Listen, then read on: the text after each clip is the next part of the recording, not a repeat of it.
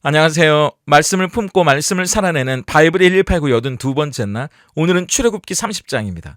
28장과 29장을 통해서 제사장이 입고 갖춰야 할 의관이 어떤 것인지 이야기하시고, 아론과 그 아들들이 제사장으로 위임받기 위해 필요한 준비가 뭔지 그걸 갖추게 하셔서 이스라엘의 거룩한 제사장으로 세워지는 장면들을 우리가 함께 살펴봤는데요. 30장은 그렇게 세워진 제사장들이 자기들의 직무를 수행해 나가는데 어떤 성막의 기구가 필요한지, 그리고 제사장으로서의 일을 해나가는 데 있어서 지침과 규례들에 대해 이야기해 주십니다. 여러 가지 이야기들을 하고 있는데 하나씩 살펴본다면, 우선 성소 안에 두게 될 분향단을 만들라고 말씀하십니다. 이 분향단은 조각목으로 너비와 길이가 각각 45cm 정도 되는 정사각형이거든요. 순금으로 쌓아야 하고, 역시 이동할 수 있도록 고리를 만들고 채를 꿰어 놓습니다. 이 분향단은 지성소에 들어가는 휘장 앞에 두라고 그 위치를 말씀해 주시고, 제사장이 성소 안에 등불을 살피러 들어갈 때 아침마다 향을 사르고 또 저녁에 들어갈 때도 향을 피우라고 말씀하십니다. 주의사항은 정해진 향 외에 다른 향을 분향단에 써서는 안 된다고 말씀하시고, 1년에 한 번 있는 속죄일에 대제사장이 지성소에 들어갈 때 가지고 들어가는 제물의 피로 분향단을 속죄하고 거룩하게 하라고 말씀하십니다. 이 분향단은 하나님이 성소에 임재하실 때 그 영광을 나타내고, 사람들이 그 영광을 보지 못하도록 매일 아침 저녁으로 향을 피워 올리는 중요한 일을 해야 하기 때문입니다. 그리고 성막에서 봉사하는 데 쓰일 속전에 대한 이야기가 나오는데요. 속전은 직역하면 속죄를 위한 돈, 속죄를 위한 세금이라는 뜻인데, 인구조사를 통해서 20세 이상의 남자라면 성소의 세겔로 반세겔을 드리도록 하십니다. 이때 세겔은 돈의 단위가 아니고요, 무게의 단위입니다. 한 세겔이 100g이 조금 넘으니까 이 반세겔은 50g이 조금 넘는 무게거든요. 아마 부자들 뿐만 아니라 가난한 이들도 충분히 낼 수 있는 정도가 아니었을까 사람들이 추측합니다. 이들이 하나님 앞에 생명의 속전을 드릴 수 있는 이유는 지난날 출애굽을 통해 10번째 재앙 가운데 하나님이 살려주셨기 때문입니다. 그리고 홍해에서도 그들을 살려주셨잖아요. 수없이 광야의 위기와 어려움 가운데 그들을 구원해 주신 하나님의 은혜에 감사하기 때문이고, 그렇기 때문에 결국 이들의 생명이 하나님의 것이라는 걸 고백하는 의미이기도 했습니다. 그렇게 백성들이 드린 속전은 성막에서 봉사하는데 보태고 사용하라고 말씀하세요. 세 번째, 그 다음은 물두멍에 관한 이야기인데요. 이 물두멍은 물을 모아놓은 양동이, 대야 같은 거라고 생각하시면 됩니다. 제사장들이 성막에 들어가기 전에 반드시 이 물두멍에서 손과 발을 씻고 들어가야 하고요. 제단에서 번제로 섬길 때도 역시 손과 발을 깨끗이 씻어야 하기 때문에 이 물두멍은 놋으로 만들어서 성막의 뜰에 제단 곁에 두게 됩니다. 그만큼 제사장으로 섬기는 데에는 거룩함이 수반되어야 한다고 말씀하시는 거죠. 그 다음은 기름을 만드는 이야기가 나와요. 거룩한 기름, 관유라고 부르는 이 기름을 만드는 재료, 그리고 이 기름을 어떻게 사용할 것인지 그 지침을 주십니다. 어떻게 사용하는 것인지 먼저 볼까요? 이 기름을 성막에 바르고 지성소의 증거궤, 그리고 성소 안에 있는 모든 기물들에 바릅니다. 그리고 성막의 뜰에 있는 물두멍과 제단에도 발라서 그것들을 거룩하게 하는 용도예요. 그리고 제사장들은 성막에 들어갈 때 이 관유를 바르고 들어가게 됩니다. 물론 성막에 함부로 들어갈 수 없는 일반 백성들에게는 이 기름을 발라서는 안 되는 거겠죠. 그러니까 이 기름은 거룩하게 되어진다는 걸 나타내는 표시입니다. 하나님은 특별히 이야기하신 재료로 이 거룩한 기름을 만들라고 말씀하시는데요. 제일 좋은 향품으로 모략과 육개, 향초 줄기, 계피, 올리브 기름을 각각 섞는데 그 무게의 합이 총 1500세겔이랍니다. 17kg 정도 되는 양이고, 올리브 기름은 4리터가 조금 못되게 해서 섞어 만들게 돼요. 이 거룩한 기름을 통해 하나님의 거룩하심을 나타내는 거고, 그 하나님을 만나기 위해 우리 또한 거룩해야 한다는 걸 다시 한번 보여주시는 겁니다. 그리고 마지막으로 거룩한 향을 만드는 이야기를 이어가시는데요. 아마 그 당시에는 유명한 향품이었던 것 같아요. 발삼나무에서 나는 소합, 홍해의 조개나 바닷속에 사는 연체동물의 껍질에서 나는 나감, 향풀에서 나는 풍자의 향을 유향과 섞어서 거기에 소금을 넣으라고 이야기하십니다. 소금은 부패하지 않도록 막아주는 역할을 하니까 그 향료를 거룩하게 잘 유지시켜주기 때문이에요. 그렇게 만든 향품은 하나님이 임재하시는 지성소 안에 있는 증거궤 앞에 두게 되는데, 이 향품의 용도는 하나님이 임재하시는 곳이 거룩하다는 걸 나타내기 위해서입니다. 그래서 이 기름이나 향을 사사롭게 개인적으로 즐기기 위해 만드는 자들은 반드시 벌을 받게 될 거라는 경고로 이 30장이 마무리됩니다. 저는 20대가 지나서 예수님을 믿었기 때문에 어렸을 때 저희 집에서 고사나 제사를 드렸거든요. 고사를 드리면 항상 어머니가 손 씻고 오라는 이야기를 매번 하셨습니다. 씻지도 않은 손으로 부정타게 뭐 하는 거냐고 혼난 적도 많고요. 고사나 제사를 드리는 사람도요, 자기 몸을 경건히 해야 한다는 걸 압니다. 하물며 하나님께 나아가는 사람은 어때야겠어요? 20절을 보세요.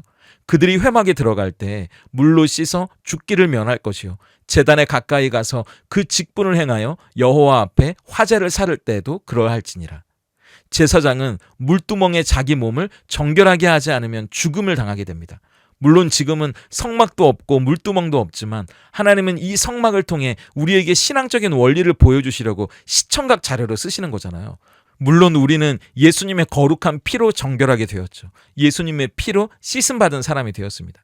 그렇지만 예수로 구원받은 이후에 우리가 매일 하나님 앞에 나아갈 때 손이나 발을 씻는 것보다 과연 내 마음에 더러워진 부분들, 묻은 때들은 어떻게 씻어내고 있나? 그런 생각이 드는 거예요. 아니, 뭐가 더러운 것이고 어떤 게 먼지이고 때인지 사실 우리는 그걸 분간하는 것부터가 어려운지도 모르겠습니다. 그래서 우리는 하나님의 말씀과 기도로 거룩해진다는 걸 다시 한번 깨닫게 됩니다. 디모데전서 4장 4절과 5절을 보세요. 하나님께서 지으신 모든 것이 선함에 감사함으로 받으면 버릴 것이 없나니 하나님의 말씀과 기도로 거룩하여 짐이라. 이 말씀은 바울이 한 이야기잖아요. 어떤 건 부정하지 않으니까 먹어도 되고 어떤 건 부정해서 먹으면 안 된다는 사람들에게 사실 음식이 문제가 아니라 우리가 문제라는 이야기를 하는 겁니다. 맞는 말이에요. 교회 안에만 거룩하고 세상은 거룩하지 않은 곳이 아니죠.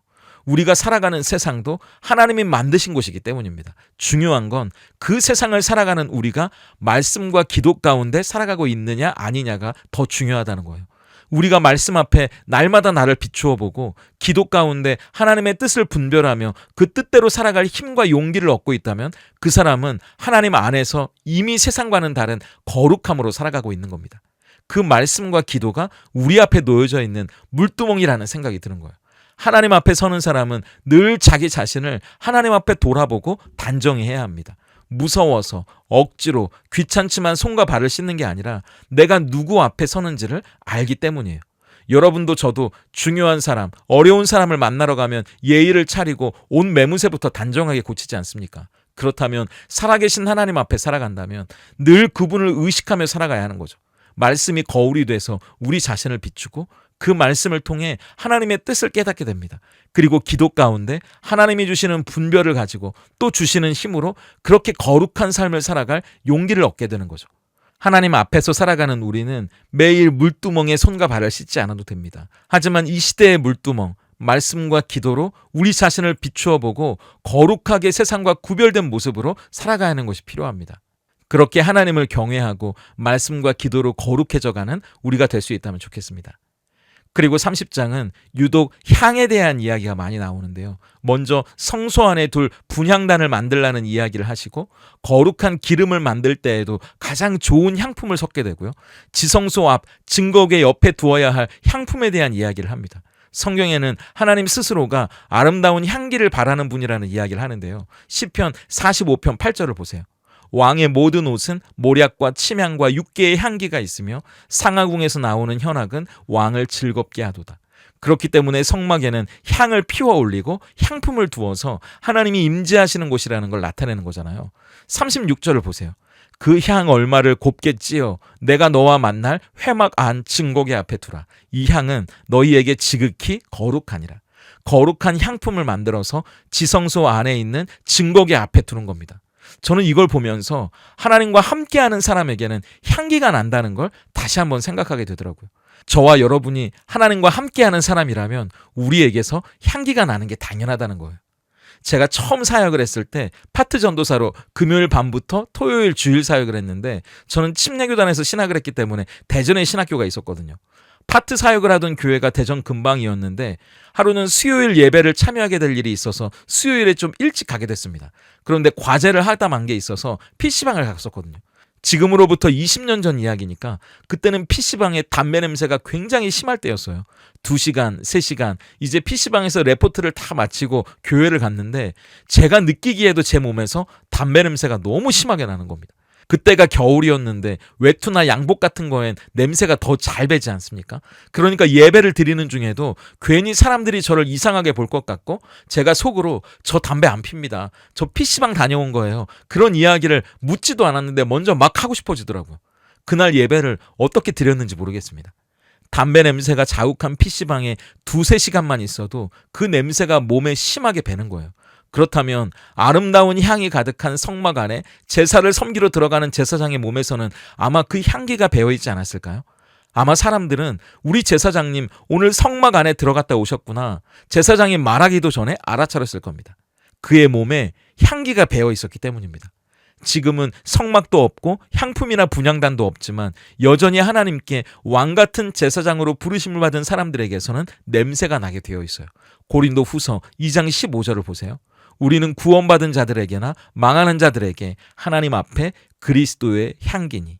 점심에 마늘만 먹어도요, 하루 종일 입에서 마늘 냄새가 납니다.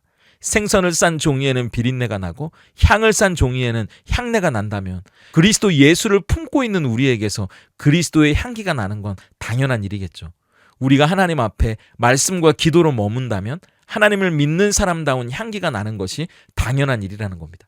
나이가 들어가다 보니까 저는 향수를 꼭 뿌리고 나가는 게 습관이 됐거든요.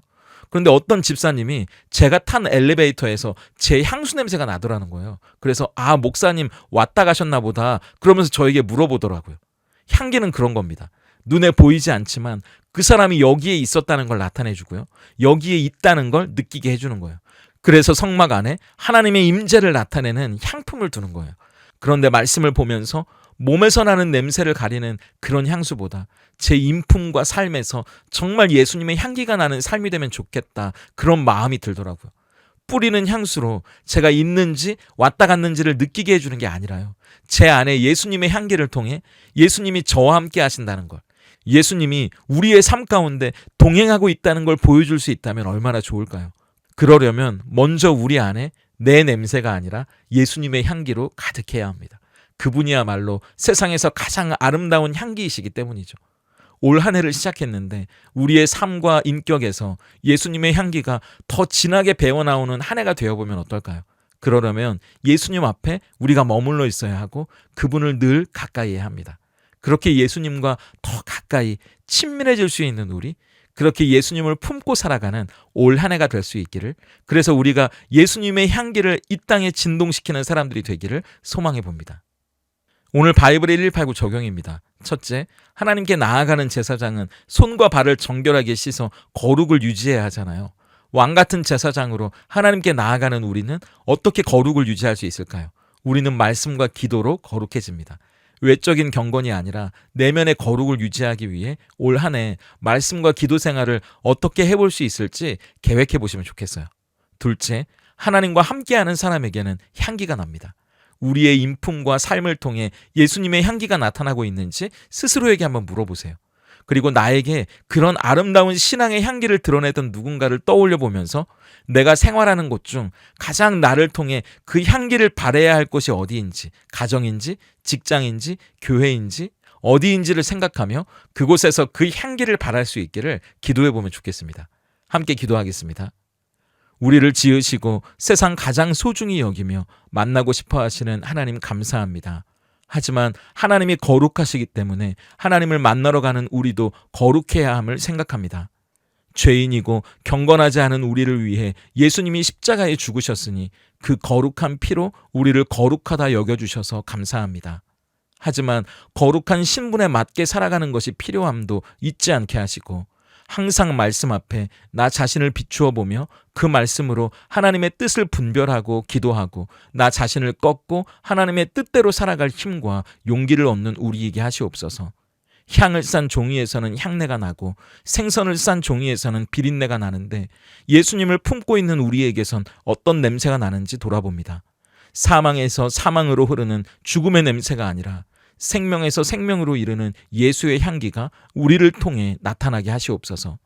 늘 예수님 앞에 머물러 있기를 소망하오니 세상의 것들보다 예수님과 함께하는 시간이 즐거운 한 해 되게 하시고 주님을 가까이 함이 우리의 복이 되게 하시옵소서. 그리하여 우리 가정에 예수님의 향기가 가득하고 우리 교회가 내가 머무는 곳마다 예수님의 향기로 그곳을 아름답게 하는 우리 성도님들 되게 하시옵소서. 예수님의 이름으로 기도드립니다.